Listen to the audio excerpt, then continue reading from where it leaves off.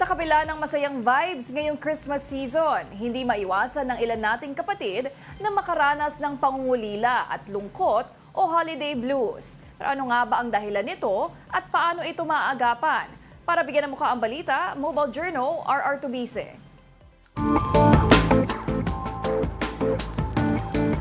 Likas sa ating mga Pilipino ang pagiging masiyahin tuwing Pasko. Pero ilan sa ating mga kababayan ang kabaliktaran ang nararamdaman sa ganitong panahon. Kaliwat ka ng kantahan, sayawan at kasiyahan. Ganyan na marahil ang tagpo sa bawat tahanang Pilipino tuwing Kapaskuhan. Pero hindi ganyan ang kaso para sa iilan. 12 taon ng OFW sa Riyadh si Richard Bautista. Pero kahit na matagal na sa ibang bansa, hindi pa rin daw siya masanay-sanay sa kalungkutan, lalo na sa tuwing papasok ang Burr months. Kasi dito madaming bawal eh. So, walang Christmas tree, Christmas light, wala. So, hindi mo ma-feel talaga siya. Kung hindi mo alam yung date, kung hindi mo alam yung hindi mo siya ramdam. Sinusubukan niya raw i-distract ang sarili para hindi malungkot. Pero mahirap daw lalo na kapag naalala ang anak sa Pilipinas na maraming iniindang sakit. So, napakahirap tapos malayo ka. Diba, wala naman akong ibang kausap eh. Wala naman akong... Actually, sa office, ako lang yung Pilipino.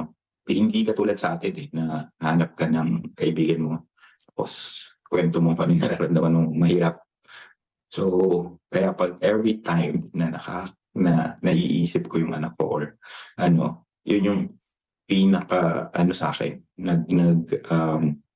nagbibigay ng lungkot. Ayon sa neurosemantics professional na si Sheila Tan, hindi nag-iisa si Richard sa mga OFW na nakakaranas ng kalungkutan kahit pa season of festivity ang Kapaskuhan. So yung seasonal affective disorder is usually connected to the changing of seasons. Meron din tayong tinatawag na holiday depression, which is related to specific holidays or minsan specific trauma, especially kapag mga malayo sa pamilya. Pero hindi lang daw ang mga OFW ang apektado nitong seasonal affective disorder. Maging ang ilang Pilipinong nasa Pilipinas na nakakasama ang kanilang pamilya, apektado. One of the possible causes of this holiday depression is if masyadong mataas yung expectation for oneself and pag nag-re-evaluate at the end of the year, they fall short, hindi nila na-hit yung mga goals. Kahit nga raw yung mga may magandang childhood experience kapag Pasko, hindi ligtas dito. Kung during childhood,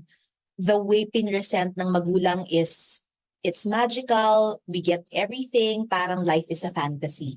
So ngayon, as we go into adulthood, kapag mas face tayo with reality, may mga kailangang bayaran, may sakit, mga kung ano-ano pa, heartaches and heartbreaks.